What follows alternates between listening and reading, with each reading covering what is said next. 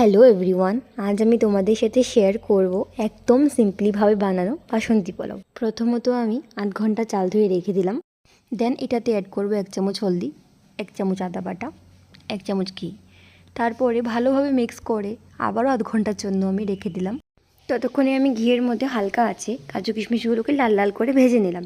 ওই ঘিতেই আবার গোটা গরম মশলাগুলোকে ভেজে সে মিক্স করা চালগুলোকে ভালো করে দিয়ে মিডিয়াম আছে ভালো করে নাড়াচাড়া করে 4-5 মিনিটের জন্য আমি ভেজে নিলাম। তারপর পরিমাণ মতো জল দিয়ে 8 থেকে 10 মিনিট ফুটিয়ে এতে স্বাদ মতো নুন আর স্বাদ মতো চিনি দিয়ে ভালো করে স্প্রেড করে ভেজে রাখা কিশমিশ কাজুগুলো দিয়ে 5 থেকে 10 মিনিট ঢাকা দিয়ে রাখলেই রেডি আমাদের বাসন্তী পোলাও।